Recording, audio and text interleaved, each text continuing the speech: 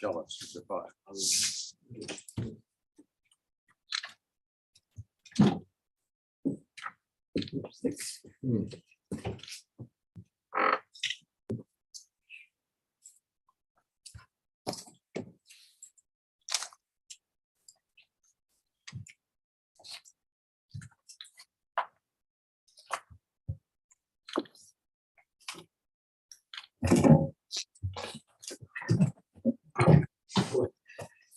I was going to say that just removes Rose's ability to participate. No one wants to be me anyway. Well, good morning, everybody, and I regret you've got to just suffer a very brief health and safety. So doors you entered into if we have a fire or an earthquake and meet at the Spade Sale House, which is a good meeting place. Otherwise, just make sure that you have your cell phones off, everybody, please. Toilet facilities are obviously up that way as well. And with that commencement, we'll ask Chorus back to Vodafone. Brilliant. Thank you. Excellent. Kia ora koutou katoa, ko Daniel Minhana tōku ingoa. It is nice to be here in person. So as far as introducing our team, I'm Daniel Minhana, Legal Counsel for Spark, Chorus and Vodafone. To my right is Mr. Cantor from Chorus, who was one of the witnesses who prepared a joint corporate statement. On the far left is Mr. McCarrison from Spark, who was another one of those witnesses to that statement. And then Mr. Horn is to my immediate left, the planning witness for the telecommunication companies. We have pre-circulated that joint corporate statement of evidence plus a detailed statement of evidence from Mr. Horn. We've also prepared some short legal submissions and a summary statement from Mr. Horn that both of those documents came in yesterday. Proposed that I briefly take you through the legal Sorry, just if I could. They were received at 8 p.m, so they haven't been really? passed on. I've got some copies of the legal submissions if that will assist. Yeah, it would indeed. Thank you, Mr. Minhana. Don't have copies of the summary statement. One is here.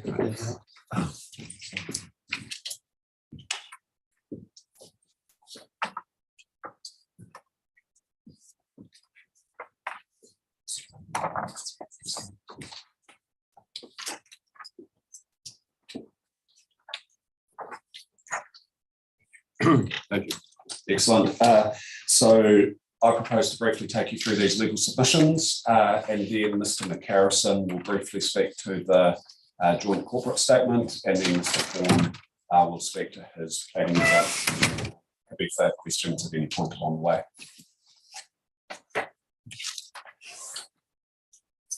So turning to the legal submissions, they are presented on behalf of the three telecommunication companies. We have already presented on both SRMR and the heritage chapters. The telecommunication companies are interested in the RPS insofar as the proposed provisions impact on the ability to maintain, upgrade and provide telecommunications infrastructure in the Otago region. An enabling planning framework for that infrastructure is critical to ensure the telecommunication companies can continue to provide and upgrade telecommunications infrastructure in the region. Given this, the primary focus of the submission provided by the telecommunication companies and the evidence of Mr. Horn is to ensure the provisions appropriately recognise and provide for that critical infrastructure. There was a broad submission filed. These submissions just focus on the EIT aspects of it. In our submission, it's critical that an entirety approach is taken to infrastructure, looking at it as a network as a whole. A lack of clear guidelines will increase compliance costs and investment risk for infrastructure providers. Now, in the SRMR legal submissions, I did provide a detailed overview of the telecommunications network. I'm not going to go over that material again, but do wish to emphasise that It is both nationally and regionally significant infrastructure that provides important social and economic benefits by enabling and improving connectivity for homes and businesses across New Zealand. The benefits of telecommunications infrastructure are multifaceted. In particular, the digital connectivity and services provided by the telecommunication companies underpin a range of services which contribute to the social and economic well-being of people and communities. And crucially, it operates as a network and an integrated network and is only as strong as its weakest link. Just touching briefly on the national environmental standards for telecommunications facilities. While telecommunications infrastructure is regulated by a number of planning frameworks under the RMA, the most significant is the NES. And so the telecommunication companies primarily rely on the NES to upgrade its existing infrastructure and to provide new infrastructure. That provides for significant elements of the network as permitted activities, for example, telecommunications cabinets, underground telecommunication lines, radio frequency exposure in all locations. However, where the activities that are provided for in the NES don't meet the relevant permitted activity standards, the relevant district plan then becomes relevant. And so I've just outlined the regulation 12 through to 18 that provide those cross references to the relevant district plan. The NES does also provide that certain types of district plan rules in terms of sensitive natural and built environments still apply to regulated activities. So essentially the NES provides for a number of activities that are commonly carried out by the telecommunication companies, but not all of them.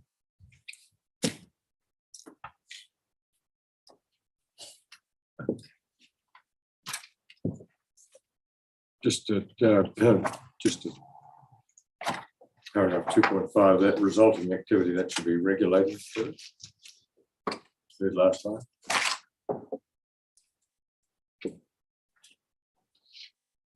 Or regulated, rather. Yes. Regulated.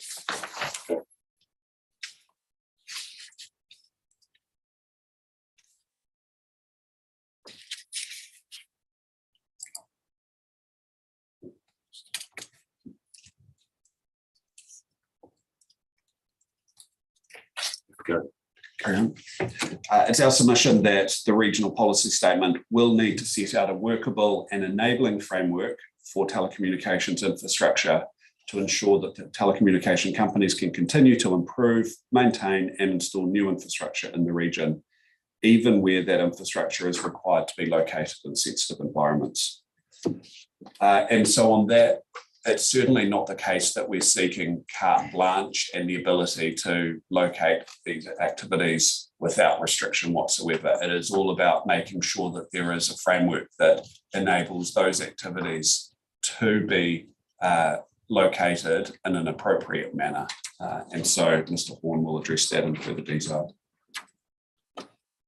And so the RPS needs to recognise where there are circumstances where there is a functional or operational need to locate telecommunications infrastructure in sensitive areas. As currently drafted, the relevant planning framework includes strong avoid adverse effects directives with no exceptional consenting pathway for telecommunications infrastructure. Ultimately, an avoidance approach in the relevant planning framework can compromise the ability for the telecommunication companies to service communities where there are functional and operational needs to locate infrastructure in sensitive areas. And so again, Mr. Horn in his evidence talked about some of the examples of activities that could inadvertently be caught by a strict avoidance type approach without that nuance.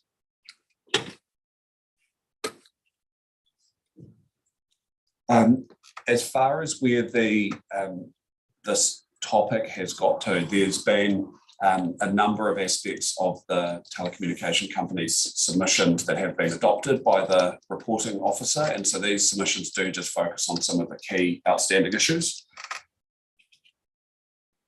And so at 3.1 outlined the changes that were sought through the telecommunications company's submissions in terms of the definitions.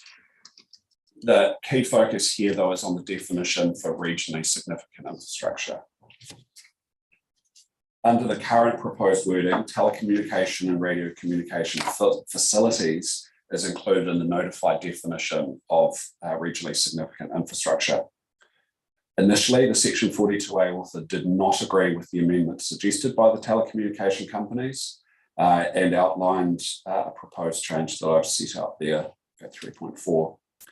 Following pre-hearing discussions, the Section 42A author updated his position and recommended an updated amendment to that definition, which in particular, rather than referring to facilities, referred to networks now.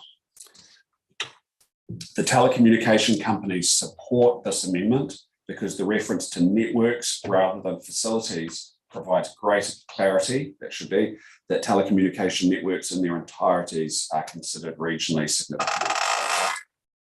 Without that change, due to there being little guidance on what facility means, it's unclear, for example, a cable distribution network such as fibre would fall within the definition of facility. And as a result, such infrastructure may not be considered nationally significant in the Otago RPS and therefore not fall within regionally significant infrastructure. This would result in key networks not having the benefit of the enabling framework and therefore potentially not being able to be provided in some areas despite the need. We addressed you previously in the context of the heritage, the HCV topic, that if the definition of regionally significant infrastructure wasn't adequate, then there would be a series of consequential changes to other parts of the plan. And so I make that point at 3.7. And so in this next section 4, I go through some of the examples within the EIT chapter or topic that would be required if the definition were not addressed in that way that we've proposed and which has been accepted by the reporting officer. So as outlined earlier, if the amended definition is not adopted, there are a range of changes needed to other parts of the RPS. 2 examples sit within the policies of the EIT chapter, and those are P11 and P13. And so these are the changes that are only required if the definition were altered away from referring to networks. So these changes aren't required if the current wording proposed by the reporting planner that refers to networks is continued. So in terms of P11, briefly, in their submission, the telecommunication company sought to broaden P11 by deleting reference to nationally and regionally significant infrastructure. Section 42A author disagrees, but doesn't provide analysis as to why this might be the case. So as described by Mr. Horn in his evidence, if parts of the telecommunications infrastructure network fall outside the definition of regionally significant infrastructure, then there would be a change needed, as addressed by Mr. Vaughan, to ensure that telecommunications and fibre lines networks can be located in sensitive environments, such as significant natural areas where access to undertake maintenance may be required. The second one is in relation to P13. And so there were changes sought by the telecommunications companies to ensure that the effects management regime applies to all infrastructure. Again, the reporting officer does not agree.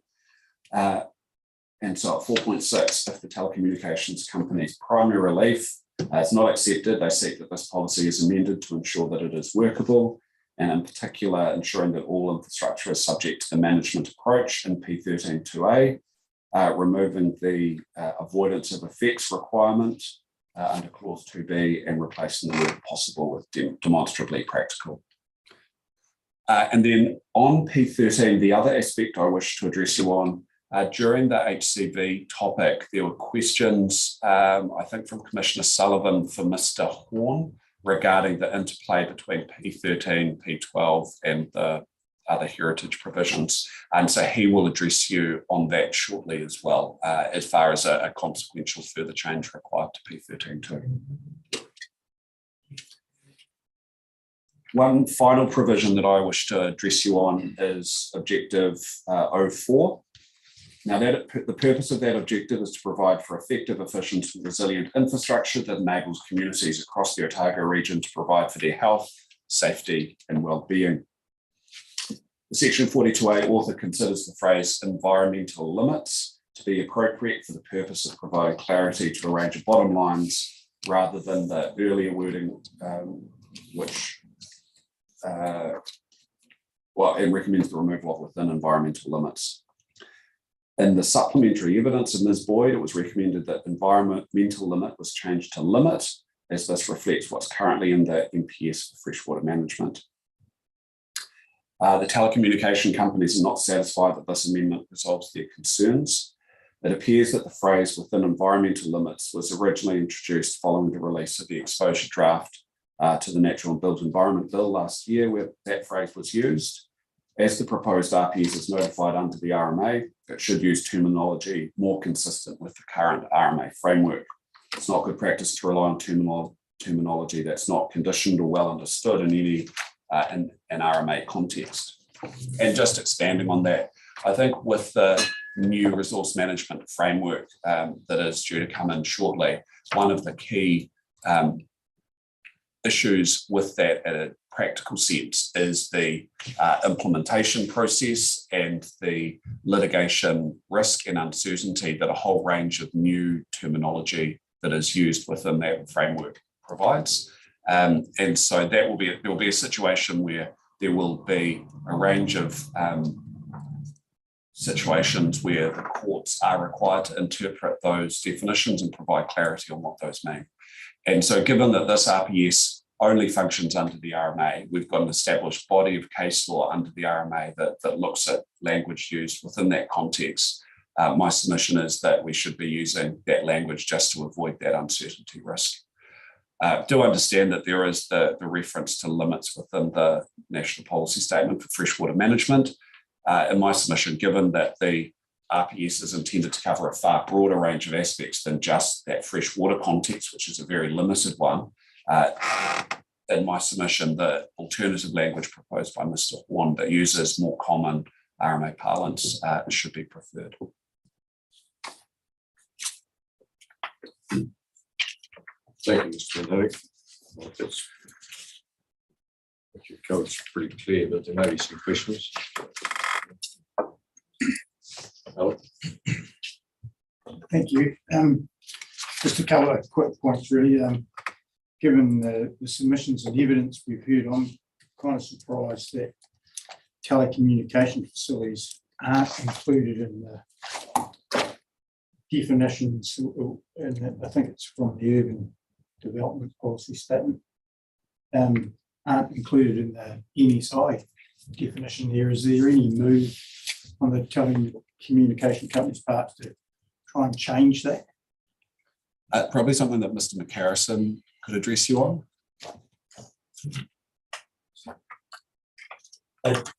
The short answer is yes, we are in the process of getting changes, but whether they actually happen or not. So it's a range of national level stuff that's happening around telecommunications and the significance of that, and then getting consequential changes across various forms from the Civil Defence Act and so forth around lifelines through to nationally significant infrastructure recognition. So yes. In that context, and I think we probably discussed it last time, you guys, when you zoomed in, the issue with the international connections.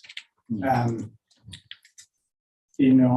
assuming, because I think Mr. Horn still addresses it, that if that word facilities changed to network, that would pick that up. They would be included in the network that would be under that definition. Correct. So there would be, that's changed and there's no issue with that. Correct. That's why we're supportive of that change now recommended by the Section 42A author. Yeah, cool. The only other sort of question regularly is with changing the word possible to demonstrably practical. from a legal perspective, you really need demonstrability in there because you actually have to demonstrate that it's not practical anyway. So Correct. And practical by itself could well address the same issue. That is all alternative relief in any event, in the result, well, in the event that the primary relief in relation to that definition regarding networks is not adopted. a lot of other people are raising the same issue that don't have the option of being included in RSI. So Certainly. it's still a live issue regardless of how your submission is dealt. Sure, certainly understand that. And I think use of practical or practicable elsewhere across the country are both practicable that is used in most other ones. indeed, and that because often if you get enough engineers in the room together, anything's possible or even practical, but that practicability, which builds in the cost component as well, is something that across a range of RPSs and other planning documents that provides that recognition as well. Great, thank you. Thank you. So with that, we'll hand over to Mr. McHarrison, who will briefly address you on the. No, I don't have any questions because he already asked the question. And likewise. So Thank you. Morena. So my notes basically reference us back to the importance of telecommunications, which you've heard about, and starting. sorry, with Mr. McHarrison, were those notes that These are some.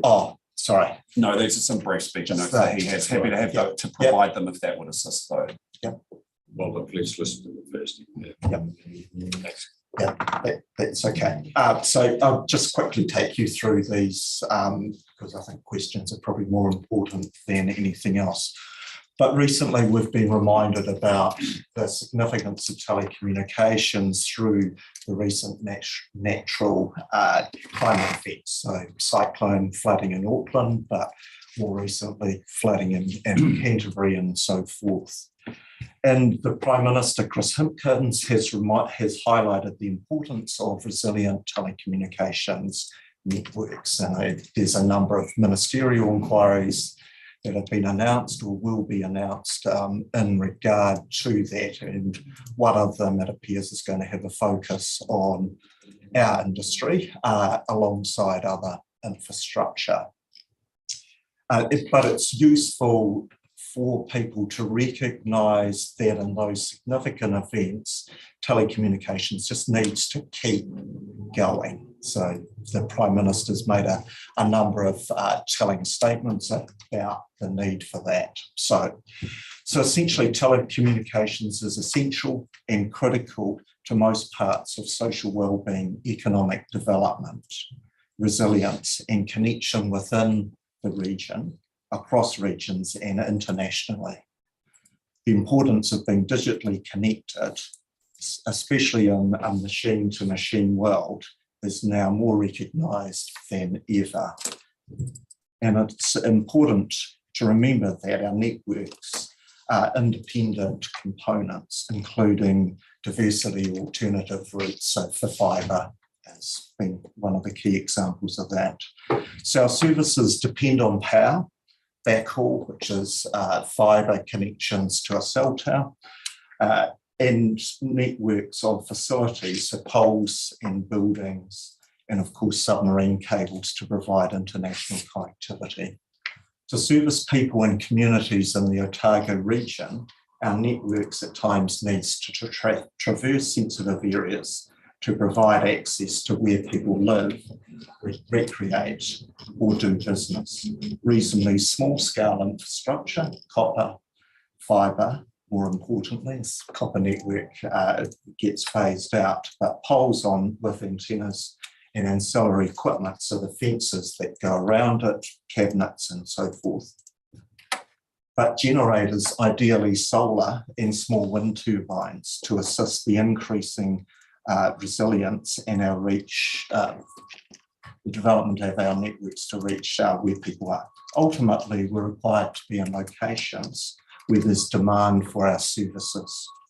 In addition, there's often a functional and operational requirements that mean that telecommunications need to be located in sensitive areas. For example, devices need to be able to see the transmitter, so antenna, where the radio waves are coming from, and that therefore influences the location and design of the network.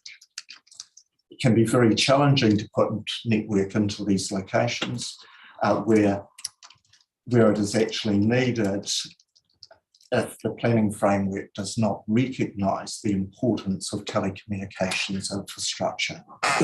So telecommunications is defined as a lifeline utility under the Civil Defence Emergency Management Act, and given this recognition and the recent COVID experiences where the importance of telecommunication services was brought to the fore, it is frustrating to still have to argue telecommunications to be recognised as regionally significant infrastructure in planning documents.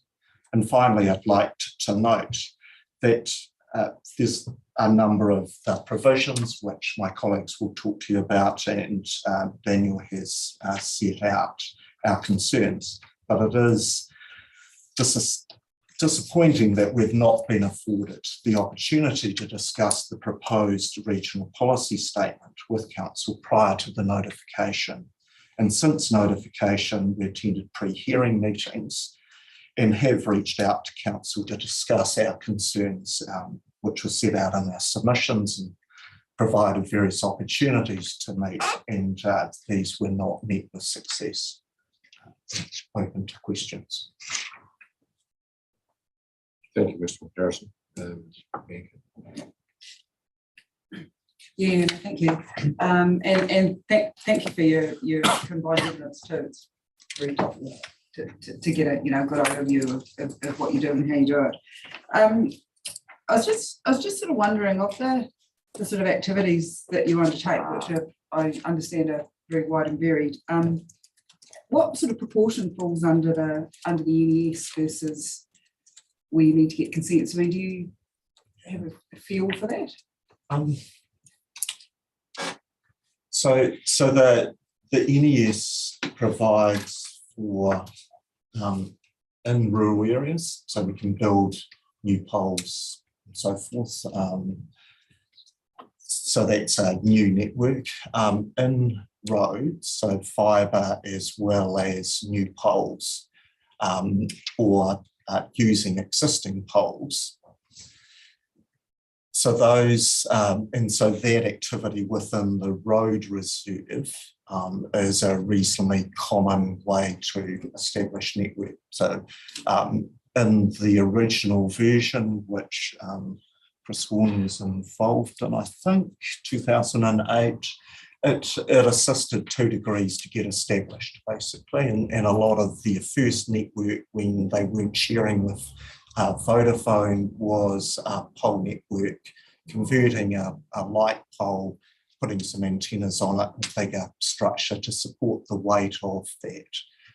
In the 2016 version, we expanded out to support the fibre rollout at that time, so fibre in the roads, and then you being able to build a specific new facility in the road where there was an adjoining pole, basically. In rural areas, that often means that it's harder to find a pole in the road in a similar location. A lot of electricity network sits just outside of the road, and so therefore isn't a relevant pole. And then the subpart 5, so these are all the areas that are like O&Ls, etc., historic areas, cultural, and that we depend on district plans for that. Building new network within a pole within an urban area, we depend on district planning rules for that. However, putting antennae on a building in an urban area is provided for under the NES, and including in residential buildings over 15 metres, which has become kind of less common for residential, except in the more high density sort of areas. And so forth. So it's we've got a range of activities in the NES. We're in the process of trying to get a review of that at the moment, prior to the new legislation, and then also under the, assuming the new legislation gets in, under the National Planning Framework, which will have an infrastructure chapter, which includes telecommunications. So, sorry for the convoluted answer. No, that's helpful. So what are the key updates? I mean, you said I presume update to the NES underway. What are the sort of the key areas that you're that are likely to be updated in the year? What we would like and what will be. So within rural areas, just a straightforward pole, a new higher pole. So in rural zoned land, it would be up to 40 metres pole where there's shared infrastructure. The sort of more remote infrastructure is built in a shared arrangement through a company that 3 companies own, so Rural Connectivity Group. And it's a reasonably simple pole with combined antennas, so lower numbers of people that have to be serviced, so we can get away with using that quite unique technology in New Zealand. However, they've would have really liked higher poles than what the NES provided for the 25 metres. So going high so that you can see over trees and get a bit more distance.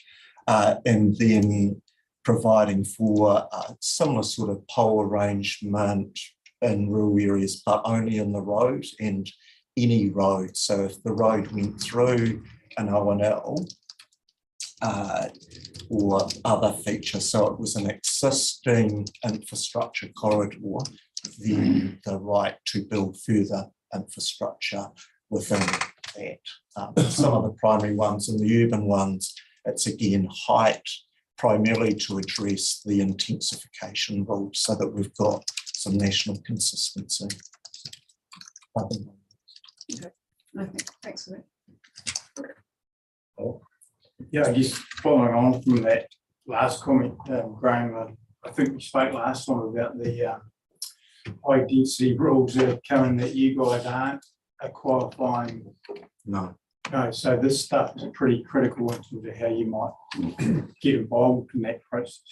Yes, it is. Yep. So the conversation that you've had with, well, maybe you haven't had the conversation, but what the government's indicating around review, does that include, because in your evidence you talked about the that draft NPS, and I think your appendix 1 has got a set of best practice objectives and policies.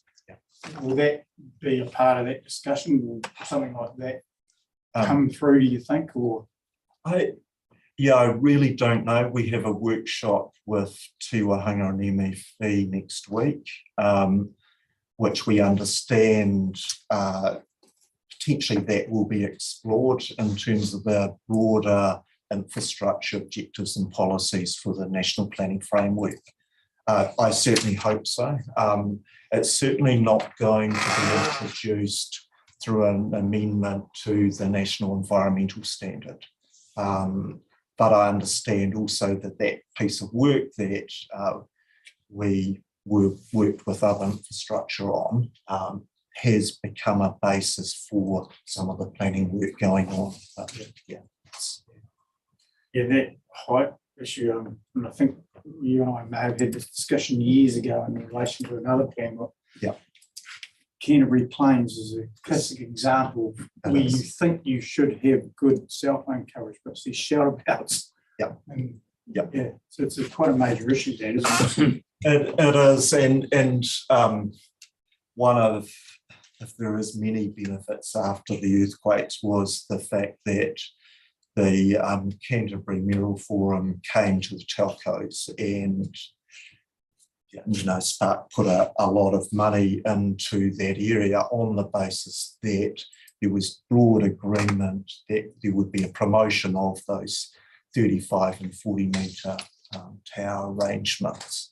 And it's worked well. As the plans have become reviewed, we're slowly getting those sort of provisions in play, but it also has benefit for other parts of the region. And it's primarily for our RF engineers to design the appropriate network, not go, yep, we'll have 40 metres every time, because that's 40 metre poles are very expensive structural pole to build. So if you can get away with 25 in that location or 15, then that's what is typically kind of built. Yeah. So, yeah. I think we had similar discussions with the distribution companies around upgrading poles, and kind of what they were saying, ONLs and stuff, is that actually it's sometimes better to have a bigger pole, less of them, will have less impact. Is that a similar sort of scenario for you guys? Often, although I am aware that, like in Queenstown Lakes, with the extensive ONL layer, we have the 8 metre poles that can go anywhere. It would have been nicer to have some height, particularly we were crossing between the Otago through to the west coast. So there's some compromised poles in that network that continue to mean the state highway has black spots. In some communities can kind of see a pole, but they're just too far away to get the connectivity that you would reasonably expect. So height, being able to do height where it's appropriate is really important. And in an ONL, we've always promoted the fact that it should go through a consenting process, and we have extensive engagement processes that work with communities before even lodging a resource consent, basically. That includes with mana whenua and other people, so that we can get some guidance about where the reasonable options are, what's acceptable to a community. I've done enough apologies on behalf of the industry for sites that have historically been built on an old power site, for example, and so forth. It's just not acceptable to kind of have us thinking that we kind of know better. So we've really do the front loading piece, which is why we always like to talk up front to whoever first. So yeah. Thank you for that. Arguably, telecommunications is sort of like motherhood and apple pie, because people just expect it, they have it, and it's kind of there. And I'm looking at a statement in the general introduction to your thing, Daniel, and I was going to ask any one of you about the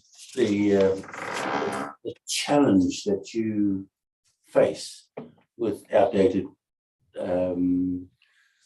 regulatory frameworks and all that sort of stuff, which is what I was going to touch on before. Why you aren't an RSI already or NSI and that kind of stuff. But in your view, what's been the major contributing factor to this kind of lack of recognition about the critical nature of telecommunications to the general populace? There's probably a mixture, but it is our success is potentially one of our failings. You kind of, there's this thing that you pick up your phone and it works. And we're generally a very urban environment, residents and so forth. And so therefore connectivity is reasonable. It often works reasonably in a lot of our tourism places on the state highway, unless you really need it or you've been doing something you shouldn't do, probably talking and driving, then you won't notice the phone is cutting in and out. And so the invisible connection of this thing, because it's not connected to any wires, most people don't see the antennas, which are, on our exchange building out here, being down on this part of it. So they don't relate the infrastructure to how this works. And then they don't relate that connectivity through the submarine cables. And so I think the storytelling, or maybe people, it's just a thing that you don't need to know. I'm kind of aware that occasionally we get noise, which is part of my problem, my enjoyment of life around engagement with communities that can be upset about what we're doing. But I do know that when I get people across the line to put a new pole up, sometimes outside of someone's property, that within generally months, the rest of the community's forgotten about it, because you walk past it, it becomes a pole, you don't notice the antenna that's sitting high up, or in Christchurch, generally 20 metres high up, and so no one really sees the infrastructure. And so therefore people forget that we need planning rules and infrastructure, and my profession is the same. You can imagine Joe Public thinking that way, but I mean, national policy statements emanate from Wellington, right? That you'd have thought that. Yeah. Can I make an observation on that? Yes, you can. Sorry. I wonder if it's got something to do with them being private companies. So you've got generators, which are a bit of a hybrid model with government. You've got KiwiRail, you've got roads, you've got Transpower. These are all sort of government or local government entities. The electricity distribution companies, I guess, are private, but possibly people don't really associate that with, Spark or Vodafone, or, they're seen as private profit-making enterprises. So I suspect that comes into the thinking. So it's because they're commercial entities, but they're still delivering a public good. So I suspect that's come into the thinking. Yeah. I'll add to that. I was just going to say, that was going to be the same point I raised. And you see with some of the aspects of the development of the new legislative framework, that as far as the entities that have that specific recognition or that are involved in the closest parts of that consultation, it is those public forms of infrastructure rather than privately owned ones. And so I think that does help to inform, to the extent that it's decisions being driven by Wellington, driving that. Yeah, because in the legislation, and it was one of our submission points to the Select Committee recently, if you look at the urban development legislation, the National Policy Statement, Kaingora's Urban Development Act and so forth, we're described as other infrastructure, so electricity and ourselves always fit into this other, and it is rare.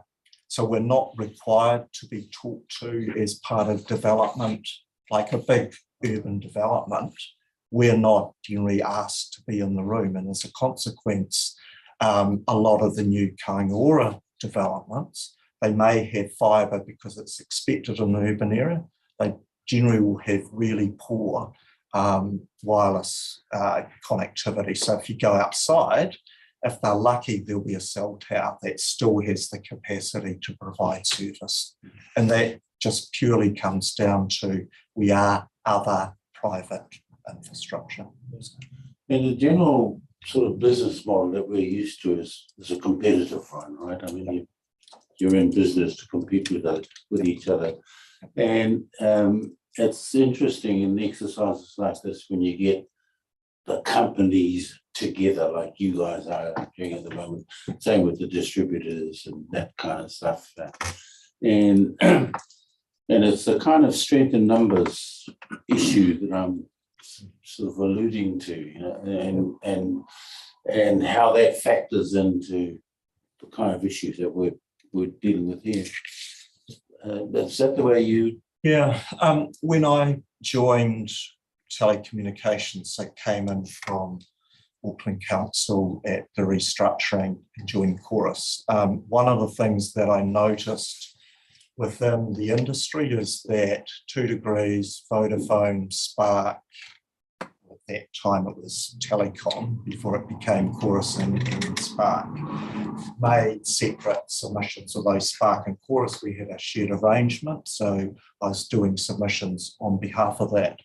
And it was frustrating to turn up at hearings and you had 3 planning witnesses and so forth, and we didn't always get our message right, and it was confusing for commissioners, council planners and so forth. So since I've been there, we've got shared financial arrangements, which means that we use a common planning consultant, so inside Auckland and Wellington. So they have the expertise and know what we're doing, and then Chorus and Vodafone and Spark jointly fund that at a policy level because we've got common interests. At our commercial levels, we fight fiercely. That is, yeah.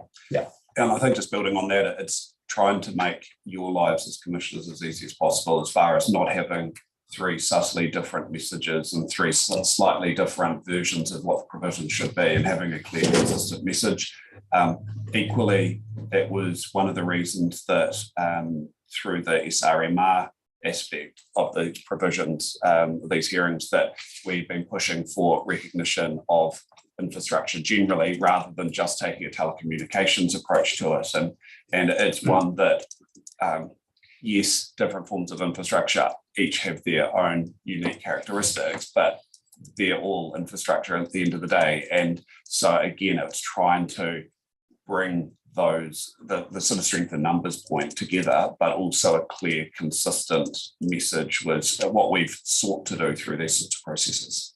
Yeah, I mean, the very definition of infrastructure is still a challenging one in this context. Yeah, I mean, you get different interest groups and you're sort of, and you almost get different definitions of infrastructure, and that's where some of the, it's been really helpful. Thank you very much.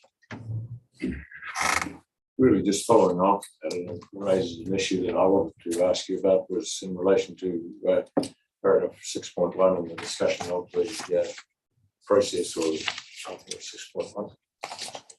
Check that the network utilities approach seeking the NPS for that, which came from in November 2017, really.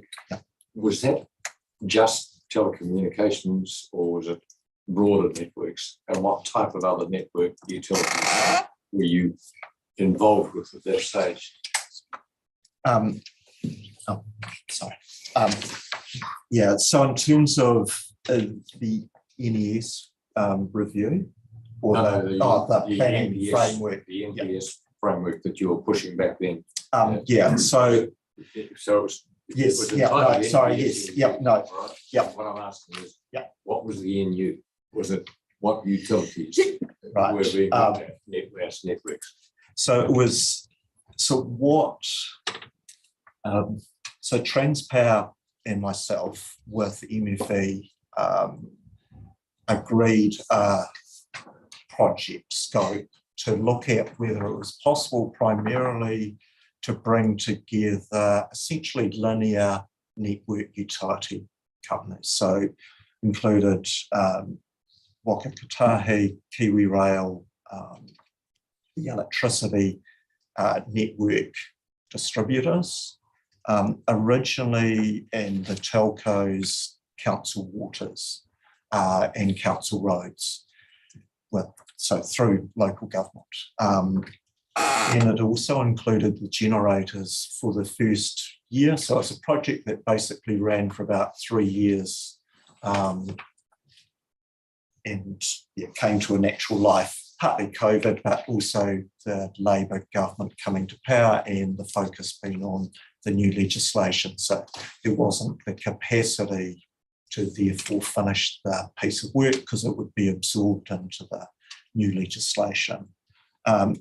So the generators were part of that, and they made the independent decision to leave the group primarily because each of the generation sources were kind of quite bespoke. They realised that for a big solar or a big geothermal or even the water generation plants had quite unique, and it was difficult to create national rules around it at that stage, which then left us to jointly work. We had a single editor that had been appointed by MFE, so Ainsley McLeod,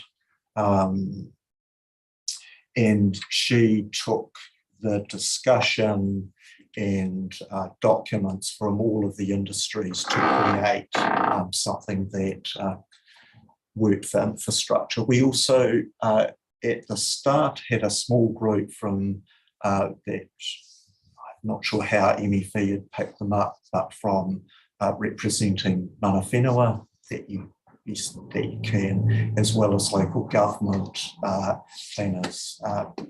They, at the end of the project, it was only Christchurch City with local government New Zealand that remained as part of that. But when we started out, we had regional councils.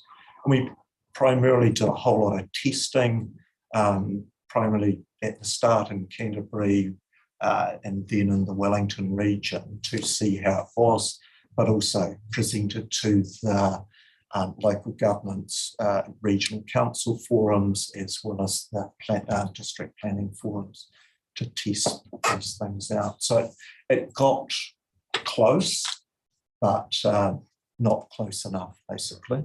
So, I mean, given the experience of what we've been hearing, the chances of your particular sector getting what it wanted probably got subsumed really in just too many utilities trying to work together. Yeah. Well, the advantage of having an independent editor was the debates around de-industrializing language, basically. So the rules ended up being talking about size and not saying necessary cabinet or electricity has so many words for a transformer and so forth.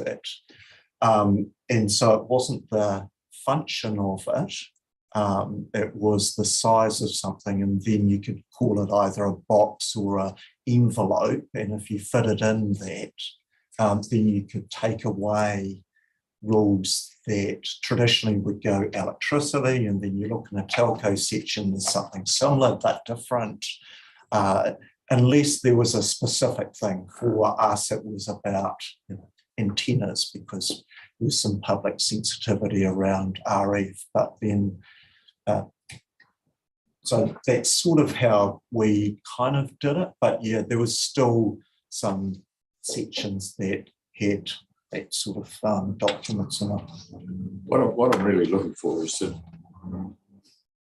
we're, in a national sense, Otago is probably regarded with the Otago Regional Policy Statement by the policy makers in Wellington may be regarded as small. But obviously, if in our decision we can be saying that this is a vital industry to the nation, it's been overlooked in reality in terms of NPS enabling provisions. But is it something where, what I'm really getting at, is it something where we should be saying this should be focused, there should be a focus on telecommunications enablement, and don't get it complicated with other utilities?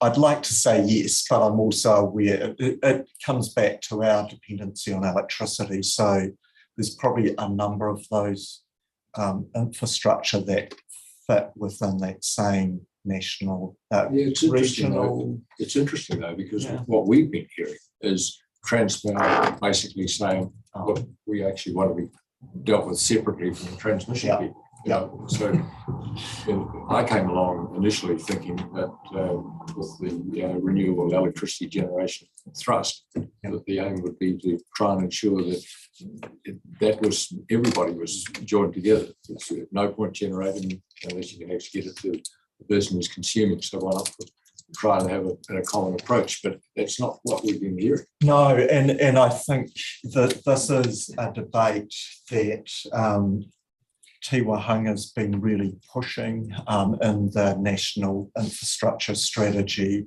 is all about, focus is about integrated infrastructure.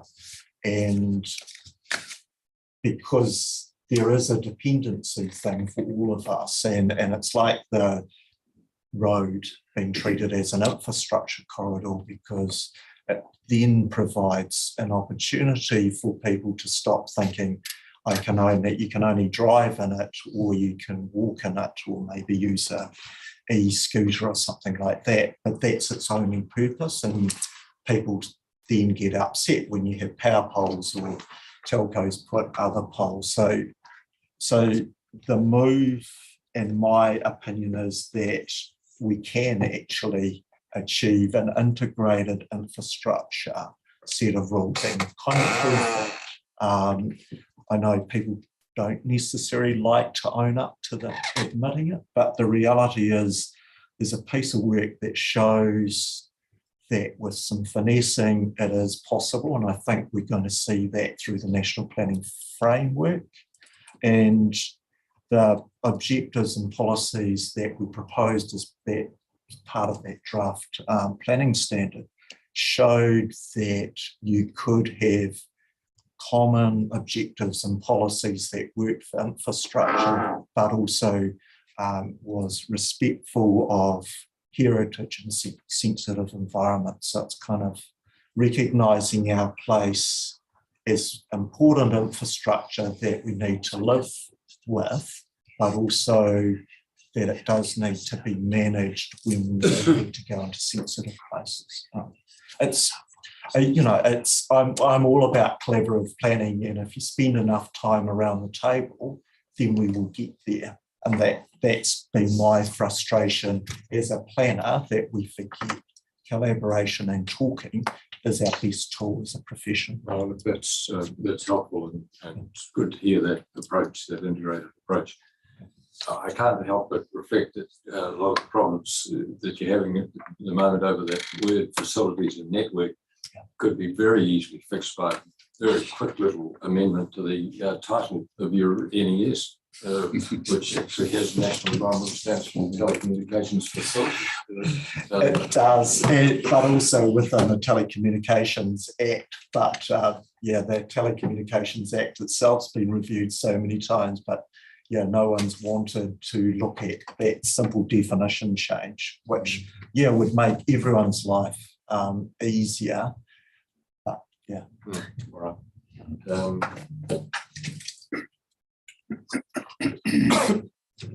Those were sort of the major principal things, and I'm just going to be annoying to you really as a team and just ask for some clarifications of some factual things. When I read your evidence, which I found very interesting, but some of the language amazing. Who on earth comes up with the words like zettabytes and a scientist in Sweden. That's where the technology is often thought about, and obviously out of China. Huawei has a massive development university there, but traditionally out of Sweden. Just in paragraph 3.10, what sort of entry barriers are there? You're talking about competition and fierce competition, but what sort of entry barriers are to individual, to startup suppliers? Really just a capital cost. It's it's a very expensive business to get into. But it's then having access to radio spectrum, which is regulated in New Zealand. So a new entrant would need to convince the government to allocate it some spectrum to operate its networks off, which would then need a reallocation of the already allocated spectrums, so 2 degrees, how it got established was using the allocation that Maori were allocated under the treaty. And as part of the next round, current round of 5G allocation, as part of the treaty negotiations, Maori have a 25% allocation of spectrum for them to use in whatever way that could be used, and that at a commercial value could be attractive to invite or have someone else come in, or for entities within Maori, within their development corporations, to go, well, maybe we will establish something to do that. So yeah, spectrum. And then it's the planning rules, just making sure that they went through the hurdles of becoming a network operator under the National Environmental Standard, which takes probably a day or so. Not very long to fill out the forms, but a short period to get approval from the Ministry for Business and Innovation. So it's kind of easy, but kind of hard. And as the government is always talking about keeping the door open, and which is why, and because we're regulated, we, when we're doing joint submissions, are very careful to make sure there's district plan provisions for those operators, and it could be civil defence networks, councils, but also the FM radio companies have networks, or use radio frequency, have networks on their studios, of which depend on our rules, but they just operate them. So our submissions and provisions always provide for more than what we reasonably need. Just paragraph 3.18b, I was intrigued to see that for natural emergencies, you had flood event warning potential for flooding in Nelson, Marlborough, Westport, and so do I take it it wasn't in place in these cases? Yes, it was, and civil defence uses it, but it's a kind of a civil defence decision to go, when do you use the warning laws, basically. So it's their decision.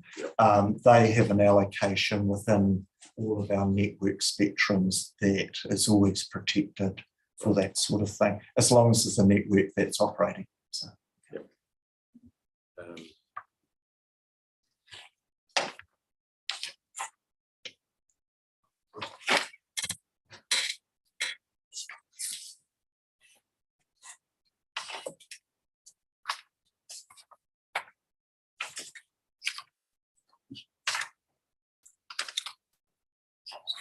Thank you. Just before we move to Mr. Horn, I just recall and wanted to just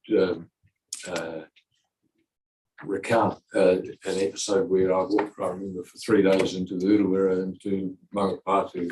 When we arrived there, we found there was a phone, and they explained to us that it cost, and it must have been, I suppose, telecom in those days, 200,000 for it to be installed, and it was installed because of the fact that Telecom had run an ad of a chap sitting on a horse in a tussock-covered high country area, and the ad said, "We can connect you wherever you are." So the two-boy went to the top and said, "Well, there's fraudulent."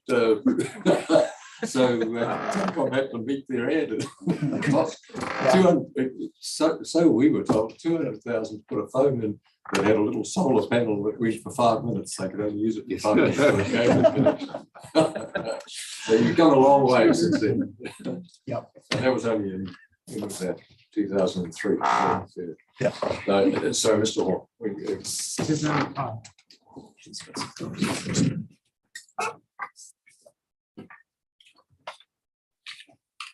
So after Mr. McCarrison's entertaining answers, you'll have to hear me drone on my statement. Very sorry about that. I know it's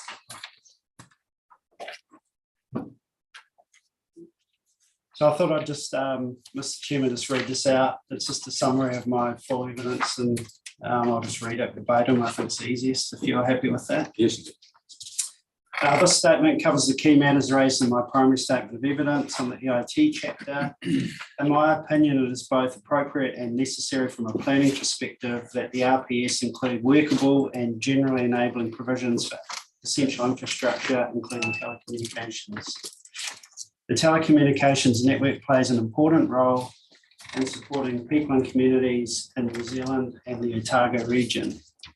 This includes fixed location infrastructure such as wireless telecommunication network sites and exchanges, as well as linear infrastructure such as fibre cables. I set out in my evidence several concerns I have with the notified provisions of the EIT chapter and related definitions that, in my view, may unreasonably and unnecessarily constrain the location of telecommunications infrastructure in Otago. These concerns particularly relate to situations where infrastructure needs to be sited in or traverse sensitive environments as a result of their functional needs and operational needs. District plan rules in such areas, which need to give effect to higher planning or documents, still apply to equipment regulated under the NES-TF, and the objectives and policies of the relevant planning documents apply where a resource consent is required. In my opinion, there needs to be a pathway to ensure that essential infrastructure can locate in sensitive environments in appropriate circumstances. I'm not suggesting that infrastructure get a free pass in these environments. However, a pathway should be provided that enables consideration of what infrastructure may be appropriate or inappropriate in certain contexts. The EIT provisions do provide a framework for considering regionally significant and nationally significant infrastructure in sensitive environments that are designed to protect particular identified values and attributes. These areas would translate to what you typically get in a district plan overlay or scheduled site. However, that framework does not extend to infrastructure more generally where it does not fall within those defined terms. In my view, an avoid framework for elements of a network not falling within these defined terms may have unintended consequences of not allowing communities to properly realise the benefits of infrastructure networks. And I think Commissioner Cubitt picked up on that. Even if the telco relief is granted with definitions, other infrastructure companies will have the same challenges. For example, as notified, it's likely that fibre networks, which are critical for communications and broadband connectivity, would not be regionally significant or nationally significant infrastructure, and therefore have the benefit of the pathway provided to locate in sensitive environments if required and reasonable in the circumstances. The supplementary evidence from Mr. Lang on the EIT chapter recommends an amendment to the definition of regionally significant infrastructure to change this to networks from facilities. Talked a bit about that. This largely resolves this critical matter for telecommunications. I support this amendment as it ensures that the entire telecommunications network has the benefit of the pathway established by EIT INF P13 for new infrastructure. Further, as set out in my evidence, policy EIT INF P11 addressing the operation and maintenance of existing infrastructure also needs an amendment to apply more generally to all infrastructure and not just RSI and NSI. This will provide greater consistency with objective EIT INF Objective 4, which the policies must implement, which applies more generally to effective, efficient and resilient infrastructure. And that's infrastructure not limited to RSI, etc. I've also set out in my evidence that I have concerns with the term environmental limits in that objective, which appears to be an attempt to align the language in the exposure draft of the NBEA. Mr. Langman's supplementary evidence has recommended changes to change it from environmental limits to limits, and that actually derives out of reporting on other sections. Whilst this is an improvement from the notified provisions, as it no longer is limited to biophysical limits, I do not consider the proposed amendment fully resolves the concerns I have in relation to using terminology derived from proposed new legislation to replace the RMA while still operating under an RMA framework. I see no benefit in using this terminology over more well understood RMA terminology while in this transitional period between different legislative arrangements and planning instruments.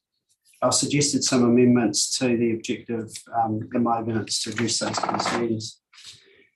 And then just lastly, in response, Commissioner Sullivan, to some questions you had on the heritage hearing. So at the hearing, you had a question in relation to policy HCV HHP5, where I indicated a concern that customer connections to heritage buildings may be subject to an avoid policy framework if policy EIT INF P13 as notified was to remain. And that's because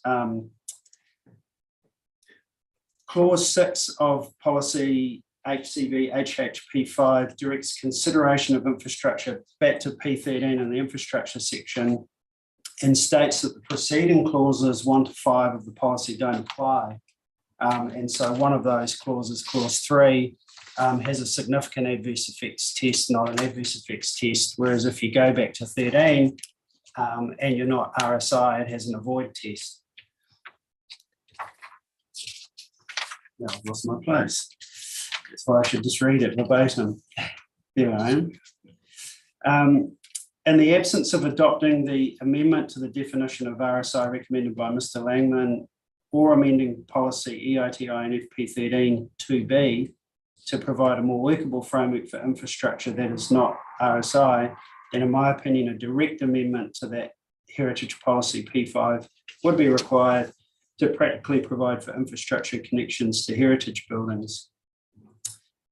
A further query I had was whether policy HCV HHP5 should cross-reference to both policy EIT P12, which covers upgrades to infrastructure, and EIT P13, which only relates to the provision of new infrastructure.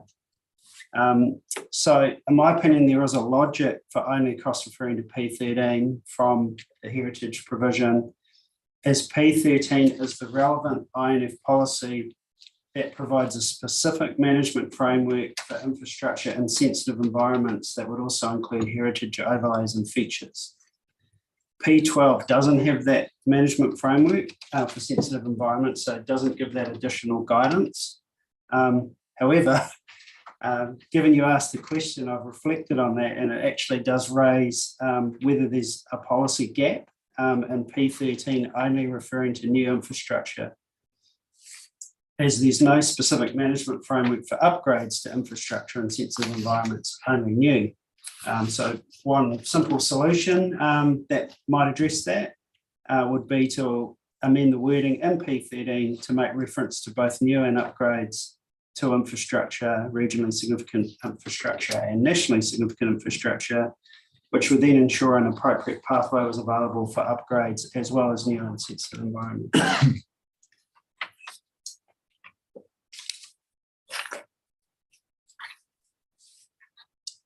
Thank you, Mr. Ward. David, any questions? Yeah, thank you. I do have a couple of questions.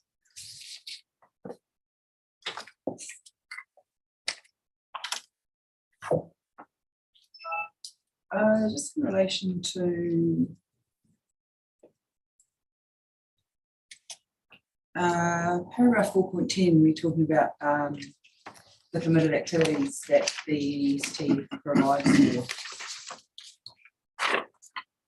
Yes. And I think Mr. McCarrison touched on this anyway, but so we've got new poles, antennas and rural zones, those sorts of things. Appreciating that it sounds like you're probably trying to get those remote as we can, but I presume there would be a bit of work required on private land, even though it's permitted under the NESTFD, sometimes have to use requiring authority status or anything to put poles on private land, or is it not usually get to that point? No, it's in my experience never got to that point. So it's always a willing lessee, lessor, whichever the one it is. So it's negotiated and there's a commercial arrangement, and if the landowner says no, then that's the end of the story and it's move on. And it's move on to somewhere else. If it's in a road corridor, there's a right of access under the Telecommunications Act, and then there's just a process to go through with Telecommunications Act notices and corridor access agreements where there can be conditions around reinstatement or where to position it in relation to footpaths and bits and pieces, but a blanket no is not something available.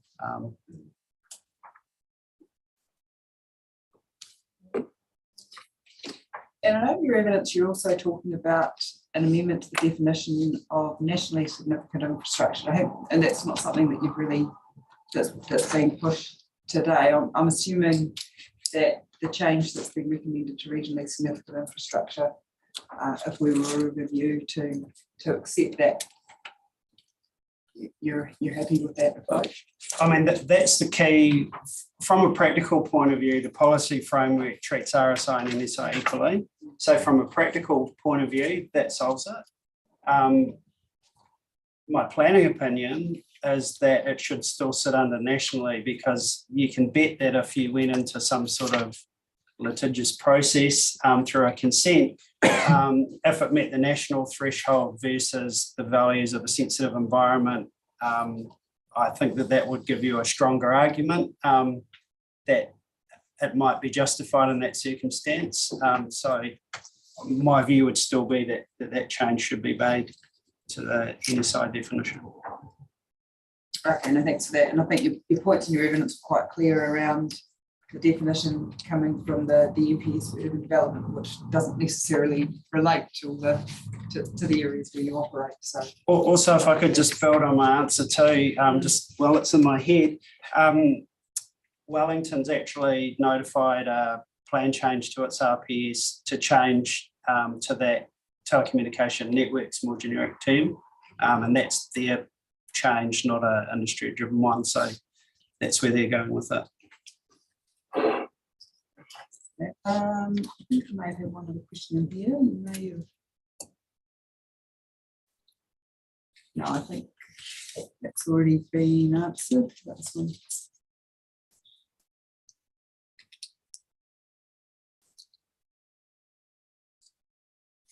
Yeah, no, that's all from me. Thanks. Thank you.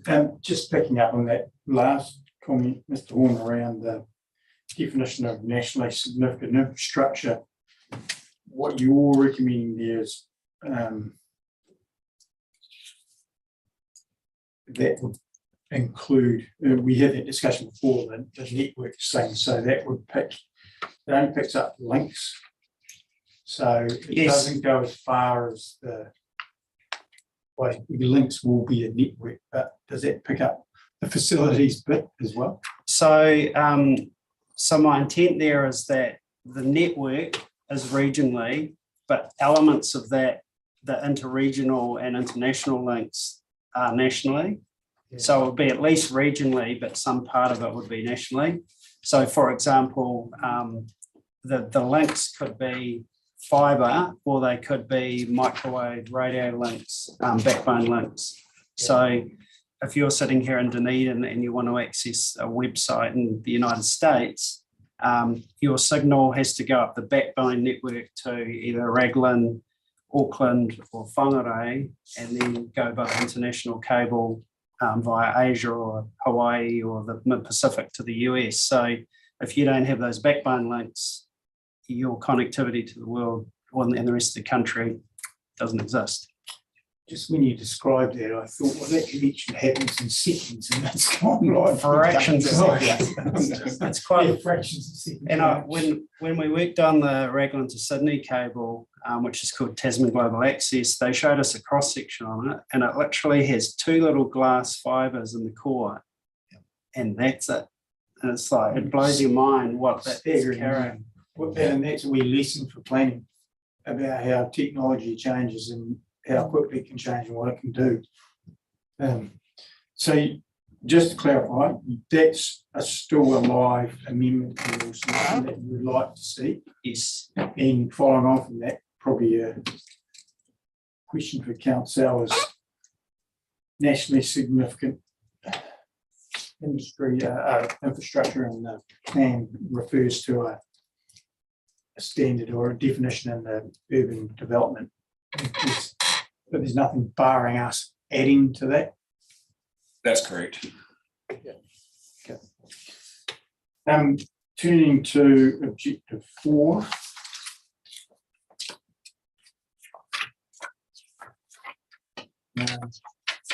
I'm glad to see that you're added the word at that into that objective. We had a bit of discussion yesterday, and a number of other people have suggested that that objective only applied to existing infrastructure, which I found rather bizarre. It's one of those recognition objectives that apply across the board, I would have thought, and that actually helps that. Adding that helps that. And there are probably a couple of other objectives that could do with that word. But I'd imagine you've seen 7 different suggested edits to that too, which probably doesn't help you. I'm going to get to suggested edits in a minute on P13. But the limits thing I'm interested in as well, and I fully understand your argument. If the limits is taken away, what really is lost in that anyway? Because the phrase you used is the RMA way of dealing with it. I think that's what limits is meant to mean, but that's just what I think. So Yeah. I don't know what everyone, a lawyer or a planner or a commissioner might think. Yeah, but I think that the legal submissions we got, this thing's operating under the RMA. Yes. And will continue to do so in that transition period until something comes in new under whatever that new legislation is. Correct, and there won't be a situation where this RPS applies under an NDEA framework with the way that the transition under that new legislation is currently proposed.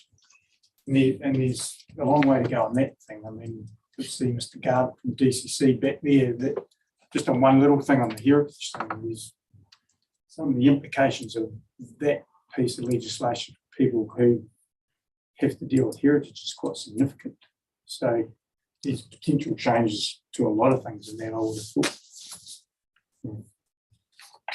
Okay, well, that sort of clarifies that. But then we get to P13.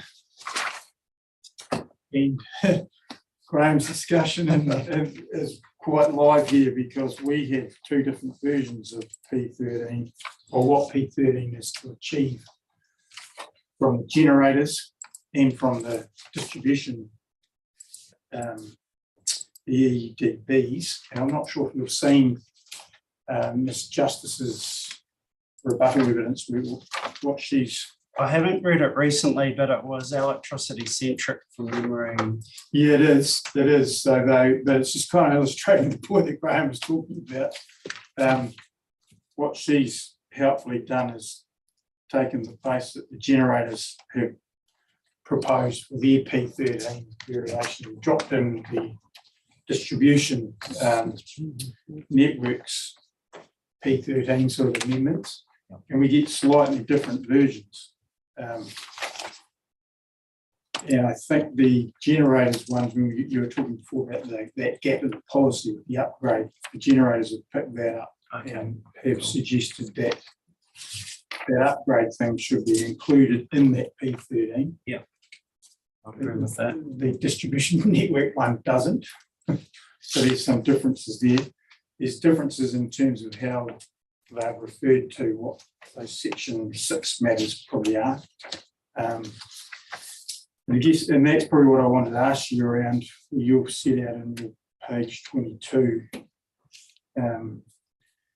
So clause 1 then I think section 40, Marcus can correct me if I'm wrong, but section 42 report and other submitters suggest that's a reflection of section 6 matter. So I don't think it is. Had Obviously, that a lot of amenity and recreational stuff. And yeah, H definitely isn't, and E isn't either, unless that is directly connected to 6A.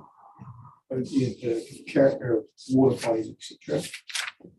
You've practiced for a long time. Natural character is considered in the context of rural environments and all sorts of things. So I wouldn't have thought high recreational and high amenity value are section 6 matters. H, I'm sorry, I'm talking about E now. Oh, E, Yeah. sorry. Areas of high with outstanding natural character. This is the this is the age thing kicking in. Whoa.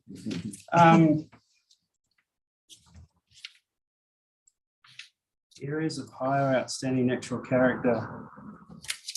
Well, at least that's linked to, I think it's section 6A, which is about the preservation of natural character adjoining river, water bodies and all that. Yeah. Otherwise, that could be interpreted a lot wider than, Or as written, it would be, yes. yeah. So it's not really a section 6 matter, it becomes a section 7 matter. Mm. Because this is not coastal, coastal is separate, where natural character is an issue. So I'm not sure if this is your question, but I don't know if it was a question. yeah. So It's an observation, and yeah, I know you're very experienced in these matters, so how would you look at that? yeah. I mean, I think I think that this provision, clause 1, because it's like a management hierarchy that, although in the first instance it's saying don't go there if you don't have to, it's giving you a pathway if practically you have to. I'm not that concerned about it, to be honest. Yeah. If it was just a void, then clearly, I mean, this is the first part of this policy, or clause 2A, is only for RSI and NSI. So if you RSI or NSI, if you go in these areas, the policy approach is, well, don't go in there if you don't have to. If you have to, then there's a bit of a cascade of considerations to work through to see if it's appropriate. So I'm pretty comfortable with the approach, but then you come down to 2B, and that is basically you go in those areas, avoid adverse effects, and I think that's a big problem for all infrastructure. I personally think the same cascade should just apply to all infrastructure, and the importance of it will factor into decision making on how important is the infrastructure, how much is it affecting the values and attributes, and it'll all go into the mix of is it appropriate, is it not appropriate. Yeah. So we've had various suggestions for that B, just using the standard avoid, remedy, mitigate, or the word minimise. I can't recall what you suggested. I was reluctant to do an edit because I knew there were too many cooks in the kitchen. Yeah. So really where I landed was B's a problem. I mean, I did start playing around with just having the same considerations largely for all infrastructure was before the recommendation to make telecommunications all RSI, and then it sort of became a bit of a moot point. So I sort of left it to the others at that point, but I know that it needs to be fixed regardless. So Yeah. I think there still needs to be a cascade pathway even for infrastructure that doesn't meet the RSI threshold, because it might be needed and there might be nowhere else to put it. Yeah, Queenstown's the classic of that. Pretty much all RNL, or if it's not RNL, it drops into, and that's why I raised it, that E, high or outstanding natural character, or H. Well, yeah, particularly if you went into H and the policy test is a void, it's like, where did that come from? You know, that's pretty, and those areas could be quite expensive and not necessarily based on studies, and it's so. I mean, one easy way that you could deal with it, which would just be to not have 2B and not limit 2A just to RSI and NSI. And there are submissions on that. basically that whole decade applies to all infrastructure, which I think you're raised in relation to some of the other policies that, particularly the operation and maintenance, that doesn't catch Yeah, other infrastructure, which if it's there, it's, Yeah. you know, you've got to maintain that. I guess the question around something as simple as that, though, is does it really need to be in a RPS? Because district plans are going to pick that up anyway. Well, you'd hope they would. Yeah, I guess it's a matter of, as it's drafted, it actually says void, so that the district plans will have to pick that up. If it said nothing at all, then the district plans could go their own way with it. Yeah.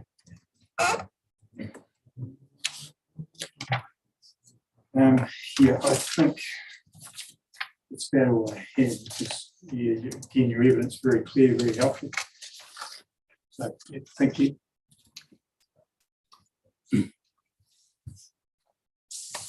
When I first saw your submission, I did wonder whether there was a threesome, a holy threesome operating here with Vodafone. But I was kind of looking for 2 degrees. They won't pay for anything. That's the issue. Yeah, and Mr. Harrison, when he mentioned it, it did remind me, and I was because my issues, my focus in this panel is to see how anything impacts on Ngaitahu, Manawhenua. And I guess I might have expected 2 degrees to give a Maori sort of version of the conversation. But have they ever been part of? Occasionally. And as Chris said, this arrangement, we have conversations, actually having conversation with the group next week around the next financial year about who's contributing, because there's been some industry changes. So we always ask, they are part of other industry discussions, like with the review of the NES, because that's done, coordinated through the likes of me, but on an industry-wide basis. So we kind of know what they're doing, check with them to make sure what we're suggesting is appropriate. But the checkbook tends to sit very much in the pocket. And so as a consequence, yeah, we kind of, it's the funding bodies that are here, but it is an industry respective, because it's not just 2 degrees that isn't here. There's the small local operators, so wireless operators, which are really important to that. It, oddly enough, covers the international ones, Starlink and a range of the other satellite providers and so forth as well. So. I don't know whether it's a fair question to ask, but I mean, and you don't need to answer the question, but are there any particular things that a 2 degrees type organisation might ask that you wouldn't be? I think Mr. McHarrison made that point earlier, that as far as it is a heavily regulated market, and so I think these organisations are very careful to ensure that what they are putting forward is not something that is intended to close the market down at all, and it is to make sure that if either for the other existing operators who aren't present or equally a potential new entrant, that those are also provided for. And so I think that as a result, there isn't anything that is unique to somebody else that isn't, as far as we are aware, provided for in what we're seeking.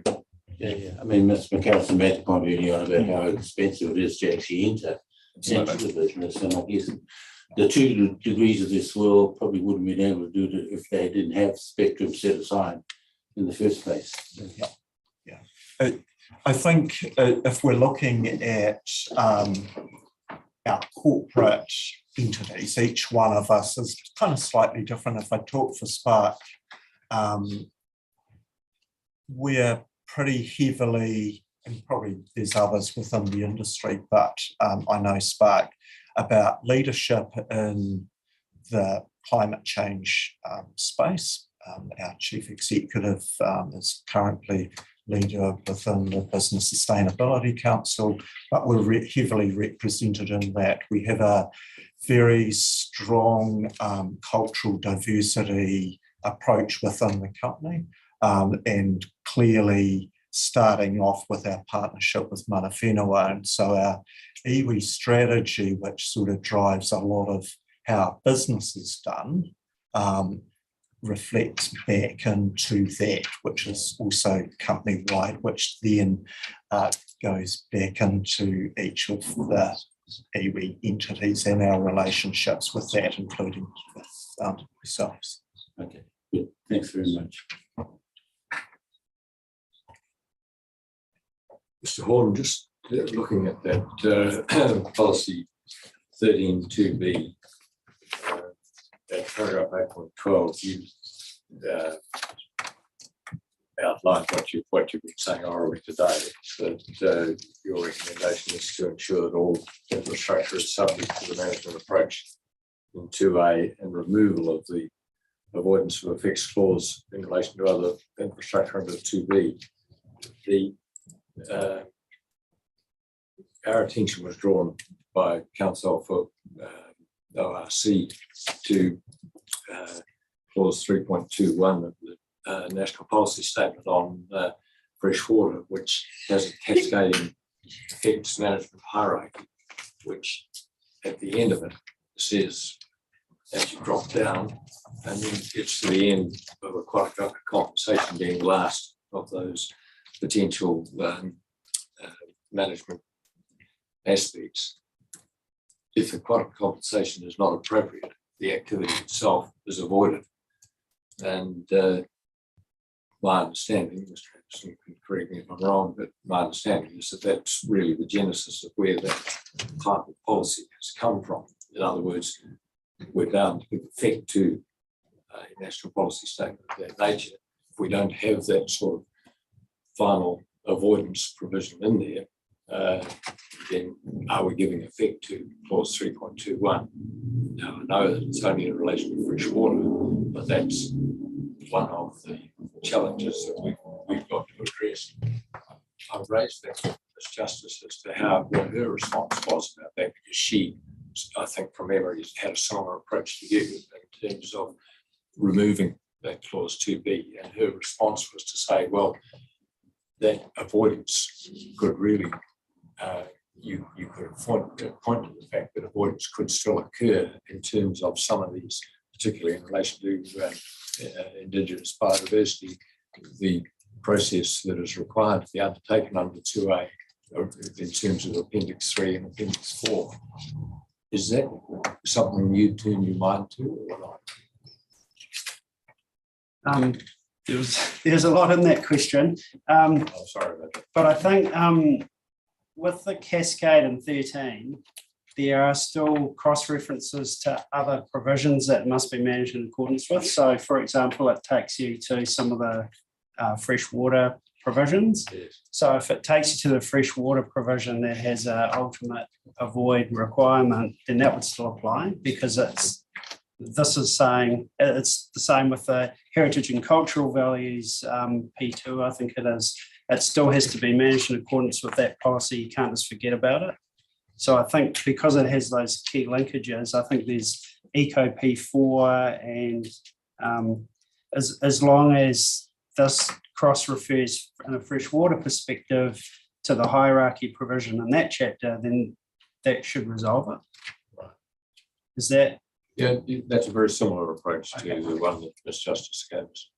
I think I'd also just add that as far as the suggestion that it's that MPSFM driver for 2B essentially is just a blanket avoid impacts, which doesn't even reflect necessarily those subtleties within the MPSFM framework, let alone the fact that it's broadened out to be far more than just about those freshwater aspects that are covered within the MPSFM and cover those range of matters in aid that we went through earlier in terms of examples, including E and H, about those high recreational areas, high natural character, those sort of areas as well. Final question I've got really, it's not a question, but just Mr. Cantor, I overlooked the fact that in your evidence, there was a reference to the fact that you're on the technical advisory group for the NSTF amendments. So the very sort of amendment that I was suggesting should have been looked at in the past. Has it been looked at? In other words, changing the word facilities in the title. I made that exact point. We were going through that process that I felt that the F and the NSTF was misleading and that it should have been network. Right. Are you getting anywhere? I'm not sure. I think where it might have come from, as well as the Telecommunications Act, is that the original NESTF in 2008 didn't include telecommunications lines. So I think it was primarily to enable the deployment of facilities such as your mobile towers and things. And then when it got expanded in 2016 to include lines to enable the fibre rollout across the country, the name didn't change then. Right. So we were stuck with facilities. It seems to have spread classic, out from there. Classic case of the law being so slow and lagging terribly behind a very rapidly developing industry. Yeah. And that's one of the challenges with this industry being so dynamic, and that we're already at 5G and these guys are planning ahead towards 6G and beyond. And so that's with each of those technological advancements, there can be different sizes or features of the network. And so those are one of the challenges that the telecommunication companies need to deal with a lot of planning inertia as far as the time that is required to update plans, update the way that NESs are named, all of those kind of things. It just takes a long time, and trying to deal with that in a dynamic technological environment is incredibly challenging. Well, particularly when you've got, it's all very well me saying that you should be pushing to reinstitute that utilities NTS process, because I could well imagine the policymakers in Wellington saying, "Oh, to hell with that, we're stuck on the new legislation, and that's a 10-year process." Indeed. Yeah. All right. Look, Yes. It's been a very interesting morning, and I'd like to thank you all very much, and certainly the dynamism of it just blows me away. So thank you very much. Thank you for your time. Sorry about the coffee.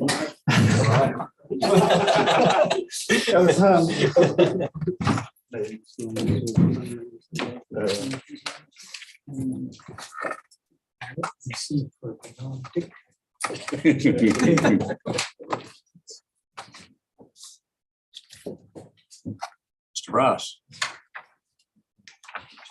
Good morning again to you.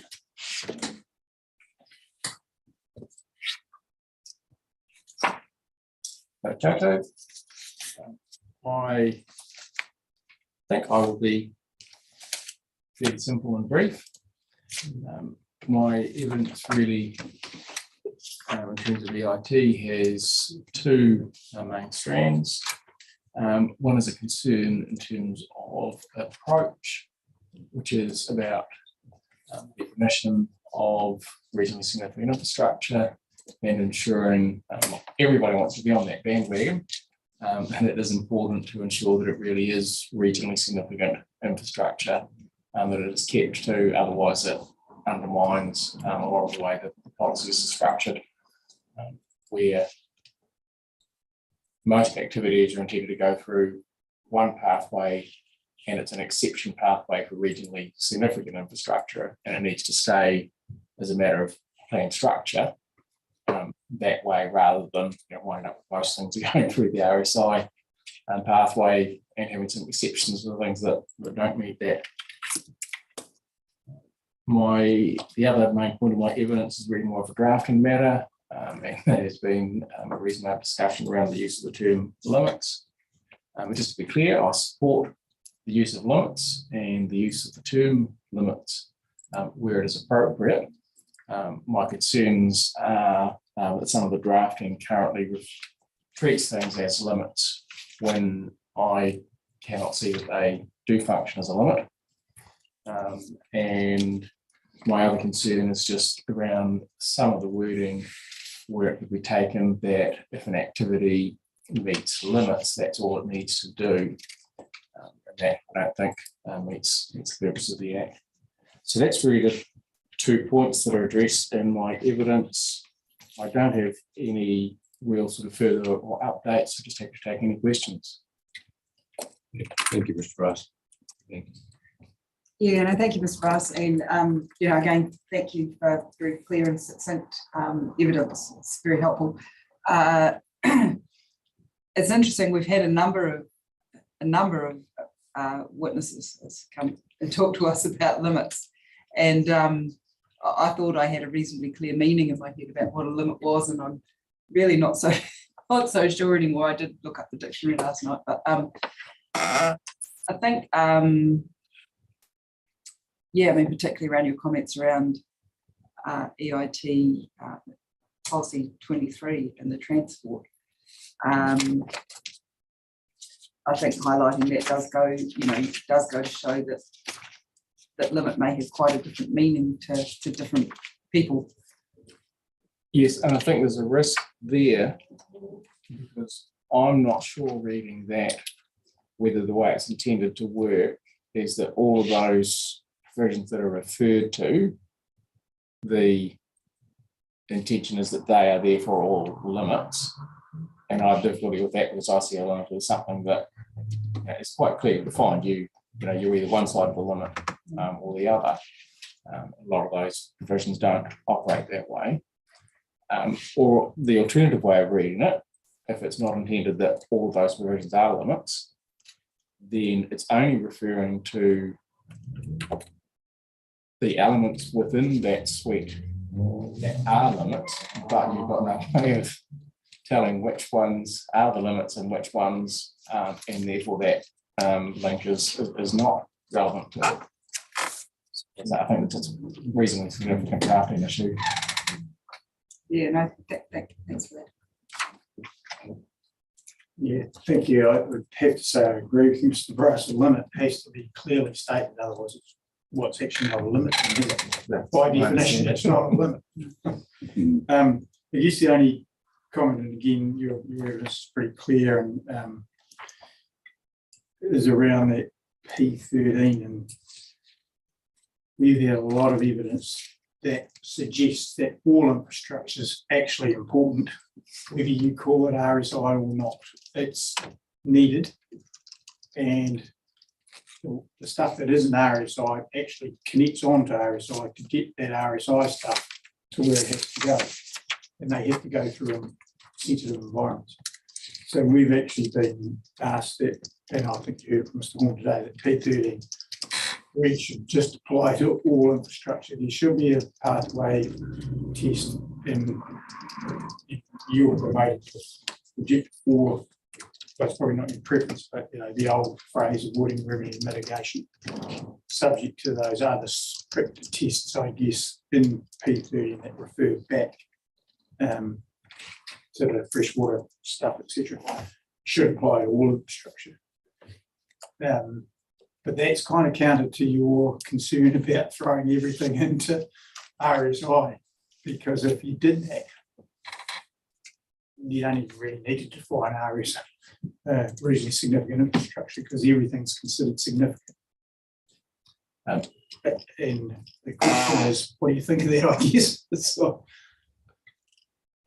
I would have concern with treating all infrastructure as if it was regionally significant in terms of having that pathway.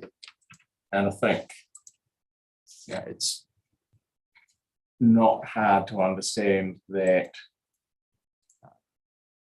For example, key links between New Zealand and the rest of the world, that they should have a higher level of significance recognised than, for example, a small back road or power lines, or particularly when you get into things like, for example, the irrigation infrastructure. So that's quite a commercial activity, as opposed to a, as I say, for example, national communications links with the rest of the world. They're very clearly there and underpin New Zealand's well-being. That becomes more arguable as you sort of make your way down that sort of cascade of infrastructure. So we're concerned about treating all infrastructure as if it's the same. That said, I do share some of the concerns about dropping through to an avoid. Well, so the first thing I should say is that I think B is currently worded is available to the panel. If the panel considers that all of those matters listed in one are significantly important, that if those tests can't be met, that effect should be avoided, that is available to the panel. It doesn't simply because something that isn't automatically required by national direction doesn't mean that it's not available. But I would share the concern of a number of others that, particularly some of those terms, areas of high recreational and high amenity value, which aren't well defined and could be expected to cover quite large areas of relatively less significance than some of the other matters that are covered there. So I think there is still potential to have a B, which is an avoid approach, but I don't know that that maps to everything that's currently listed in one. Yeah. So, sorry, I'm not being very helpful. Well, I know you are. In summary, I think there's quite a bit of work needed on that drafting yet. That's probably the best way to describe it. Because the concern B is, or it doesn't quite link up with one, because that contribute to our areas outstanding nature or significance, which I don't, it's a strange phrase in itself in RMA terms, and some of those things in one don't fall under that, or do they? That's I've raised that concern elsewhere. So the term outstanding or significant aren't the terms that are used in high recreational amenity. Is that outstanding or is that significant? How does that map to the following provision? And I don't know that they do. If it said significant natural areas, then that clearly maps to significance. Outstanding natural landscapes clearly maps to outstanding. But I struggle with how those things map. yeah, and if you took that argument around the high recreational, high amenity, high recreational would be probably in Dunedin a lot of mountain bike tracks that probably use infrastructure tracks and are in that area. Yeah, it gets confusing. Of course, everybody has their own forms of amenity. Yeah. So what's going to be important to one person is different to another. Without having, if you're going to use that approach, you would need to have, and it's going to trigger ultimately an avoid. Then I think you've got to have a really clear understanding of what those values and areas are. Yeah, it's like the limits thing. Yeah. Okay, thank you.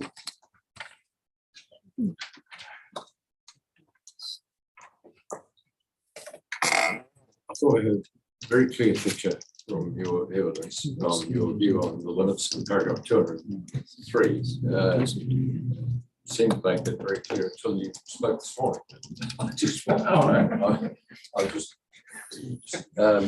So my understanding from your paragraph 203 was that, well, it's very clear. My preference would be to remove the reference to limits entirely. In that specific case, yes. Yeah. Right. And well, this is going to a sort of a wider question really in terms of plan drafting approach, to what extent each provision is an individual thing and the plan is read as a whole, or how much do the provisions need to explicitly link to other provisions. So in some ways, if you remove the reference, So To what you're limit. basically saying, as I understand it, is that in the specific provision, in a general sense, I can live with the word limits and that concept, so long as they're defined. In the specific provision of 4, they're not defined. It doesn't serve any particular purpose, and the effects are then picked up in 05. So we don't need the phrase within environmental limits at the end of 04. Is that what?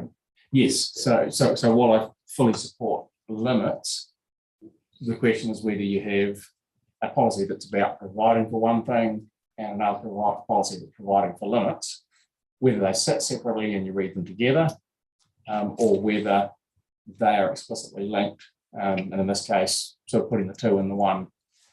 And I need to be careful here, because in a lot of my evidence, I am supportive of clear links and connections, rather than just being able to look at one provision standalone and it potentially misleading you because there's actually important things 120 pages away. But in this case, I don't think that's an issue, and I think if there's a reference to limits that's not really working, it's probably better not to be there, and that policy simply provides what it provides for, and other policies provide limits in some cases and matters to consider or weigh in other cases. Well, thanks very much, Mr. Rush. As usual, you're very helpful. Thank you.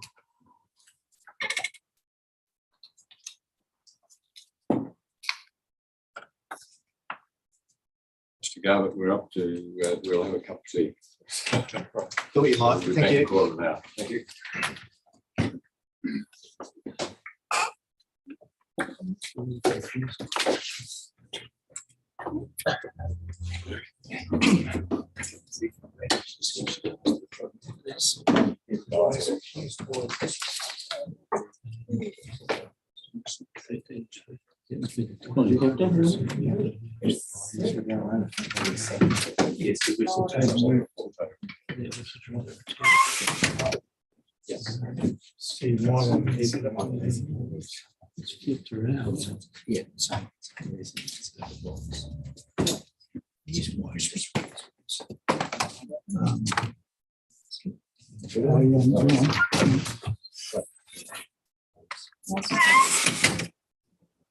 This is just giving me some times of results. So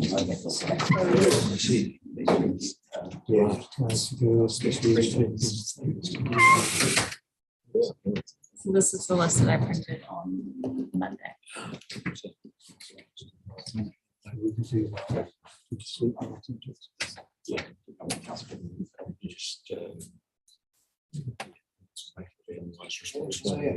Oh, good.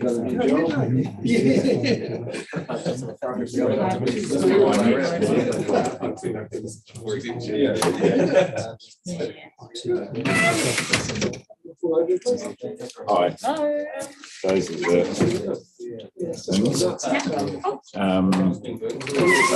think Nathan, Yeah, so you got some ranking. he was online and then I removed him because I thought we were going next, but the chairman switched it around and now he can't get back in, so I'm going to figure that out. All right, okay, all right, well, you please see it.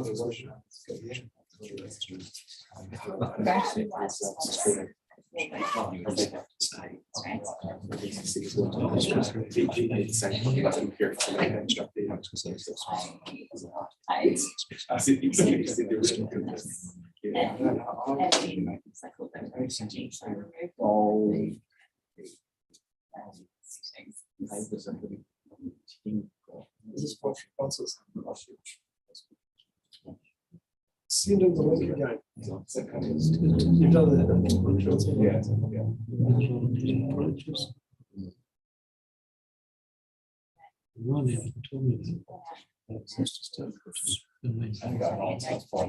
Saying correct and excellent approach.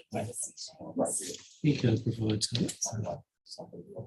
fixed management framework. Protections. Oh, hey, just gonna take us time. That's great. And simple version should be doing can't do that because you do have to. Oh, no. 2 minutes of if you can't get on, yeah. I'll go and have a. It was, who did we use the other day? Section 6. The guy They've got their priorities right. Also, if we could get the password so they can change the cameras. So you go camera control, password. One, 2, 3, 4, 5. I doubt it. Okay, I'll go and see what I can do.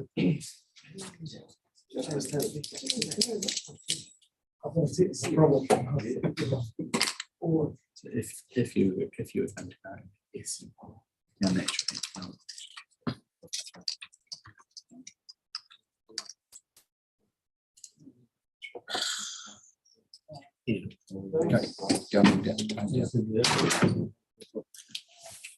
Cool.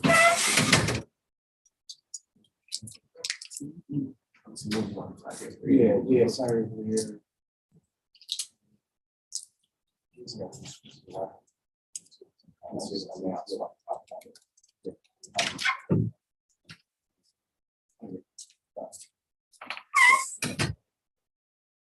Great.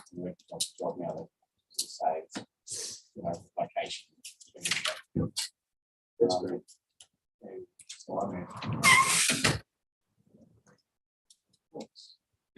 Yeah, oh, cool. So, yeah, it's really great. But yeah, no, we're very much part of the hub. So actually look up, mostly works out South Island, but North Island, back there, so some of the kind of functions are like what I am thinking. Yeah, yes, yeah. Here is about.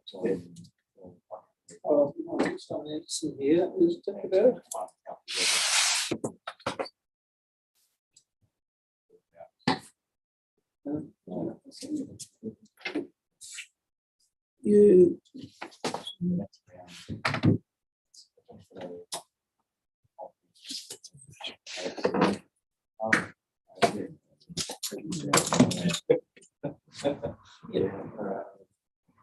Yeah, no, so it's one of the. Yeah. Working with some places, different places. 5-3. Brilliant. Thank you. Bye. Trying to say, yeah.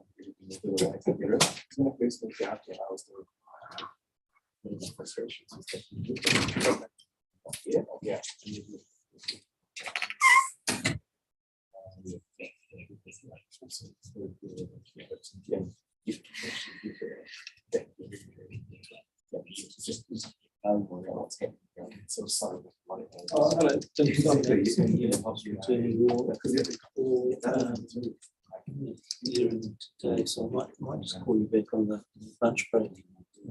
Yeah, Probably about the same. Yeah, it is some different. But Yes.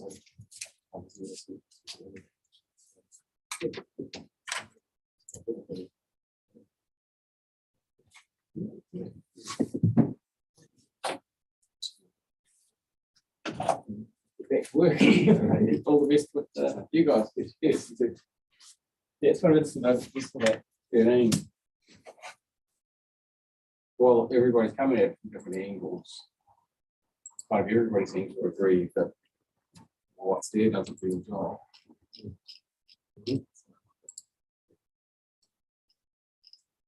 Yeah, thanks. Should you be trying, how far should you go on that visual processing level? Yeah. You know, because there's, other, another level down. Well, yeah, and I haven't completely gone through it, how does everything, how it else we're in the plan? I cancel the argument that you want to have voids for. Hey, how you going? Giving away your shit. I broke it. So we had someone in here and then I removed him because the chairman was in the house and now he can't get back in.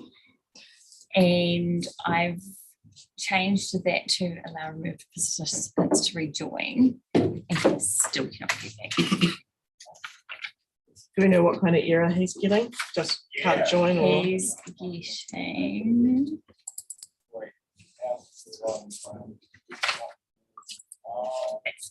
Unable to rejoin this meeting. The host removed you from the meeting.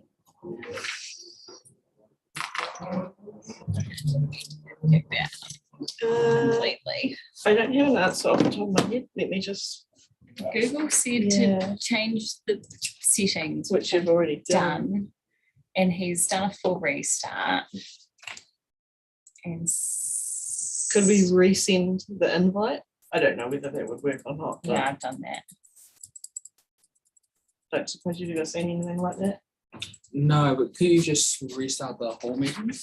Yeah, wondering about that too. We leave the meeting and then rejoin. Was it too annoying? How many people are on at the moment? There's only. Let me see if there's anyone on the live stream. There's 5 people on the live stream. Yeah, so it